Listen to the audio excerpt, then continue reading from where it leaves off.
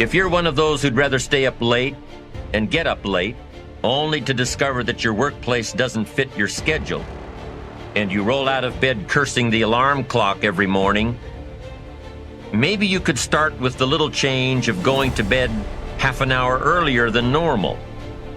And maybe you'll see, in time of course, you can't train your body overnight, maybe you'll find out that you jump out of bed in a better mood, and that your day will start better. At some point, you have to make a decision. And you'll often hear me say, you're one decision away from a different life, a better life. You have plenty of time to create a life that makes you happy, to create a life that is full of meaning for you, whatever that means. But you have to make the decision. No one's coming to make the decision for you. You have to decide. So you gotta have the discipline to grab control and make it happen. And when I say you need discipline for that, what that means is these stresses that you're avoiding, they're not gonna go away if you avoid them. So take the discipline to face the stressful situation. Get ahead of it, don't be afraid of it. A true manifestation of the love that you're sensing and feeling towards a particular thing or a person to come to fruition, you've got to build the character traits, the virtues of discipline. Choose a thing because you love it, and then eventually you're gonna hate it, but stick with it anyway, because you'll come full circle, love it again, and you'll be a stronger version of yourself because of it. It takes time and dedication. It takes a willingness to accept that you're not yet good enough. It takes the ability to stare at the places that you know that you're weak, to really look at those things and not let it affect your sense of self-esteem and not let it affect your sense of self-worth, so that you can still get the momentum going. But you have to understand that in the beginning, we're all terrible. Success is limitless. You should be willing to go further than you've ever done in your life. Don't take the short road. Go the longer road. Don't make it convenient. Make it uncomfortable. Believe in that, because that's the best way you could be in your life. Is that something that you begin to look at within yourself? See, I say if you look at your life, and if you're not getting what you want, you owe it to yourself to do something differently. If that's what it is, you owe it to yourself to start strategically working to change directions. After life has beaten you and broken you into pieces, resiliency is that gift and ability. It's the discipline to turn those pieces into a work of art.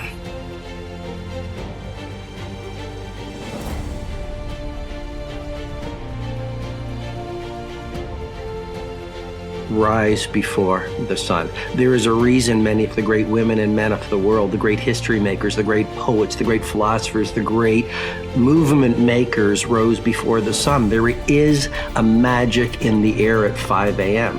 And that's why the 5 a.m. Club is so transformational, because it's the time of greatest quietude, and I believe tranquility is the new luxury on our planet.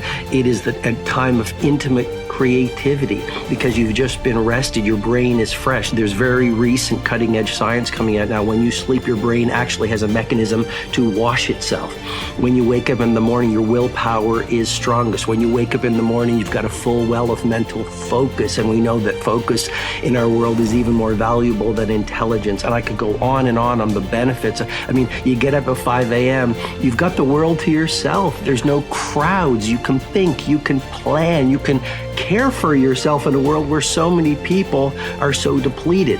And so the 5 a.m. Club really is a game changer. And then it's not just get up at 5 a.m. and, you know, scratch your stomach or stare up at the ceiling. Or look at your phone. Or look at, especially not. I believe you can play with your phone or change the world. You don't get to do both. And so the 5 a.m. Club method is based on the 20-20-20 formula. That's the revolutionizer. And it started from my experience with working with many billionaires. I've coached many of the most successful financiers and kinds of industry for over 2 decades. And one of the things I would run them through is the way you begin your day sets up the way you live your day. And so the 20-20-20 formula that the book is based upon is pretty simple. I go into great detail in the book, but essentially it's from 5 to 5:20. The first pocket is move. I'm a fanatic about neuroscience, and why do you get up and move? Because you're going to release serotonin, which is going to make you feel better. You're going to release dopamine, which is the pleasure and inspirational neurotransmitter. You're going to release norepinephrine, which will boost your focus. You'll promote neurogenesis. You can actually grow new brain cells, increase your metabolic rate. So the way you feel when you first wake up is not the way you're going to feel at 5:20. The second pocket of the 20-20-20 formula, 20 minutes from 5:20 to 5:40, that's on reflection. So a lot of us are busy, but what's the point of being busy if you're doing the wrong things? The billionaires, the great creatives, the people of great impact, the people who live beautiful lives are very intentional. They're very deliberate. They're very conscious. So for 20 minutes, you write in a journal.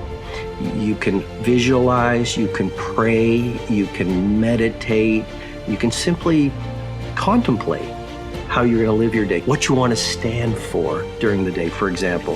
And then the final pocket of the 20-20-20 formula is all about grow.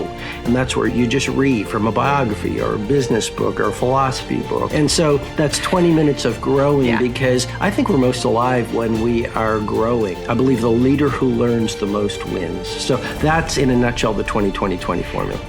Why is the morning routine so important? Couple things. How you wake up has a scientifically proven impact on your ability to focus, on your happiness, and on your productivity all day. The 2 to 3 pieces of it are, for me, I wake up when the alarm goes off. I then get up, and for the first couple minutes of the day, I plan my day. And I have a particular process that I go through that leverages something from Harvard Business School called the progress principle. I have a mindfulness practice. That could be anything that you want. It could be gratitude journaling. It could be meditation. It could be 5 slow, deep breaths. It could be taking your dog outside for a walk. And then on mornings when I can, I have a micro exercise practice where I do planks for 5 minutes, or I do something to get my blood pumping on the mornings that I can. And I do all that before I ever even look at my phone, because I put myself and my mindset first deliberately before I ever allow the world access to my mind. You do not want anybody to have access to what's going on up here until you've gotten deliberate about what you're thinking about first. What you're watching here is going to be a very, very short video. So I'm going to ask you to bring your will to bear and focus. Really focus on this idea, because it's an idea that can change your life. It certainly changed mine. People are always asking me in seminars, Bob, how do you schedule your day? And you know, that's not an easy answer for me, because every day is different with me. I do a lot of different things, but there is one constant. It's how you start your day.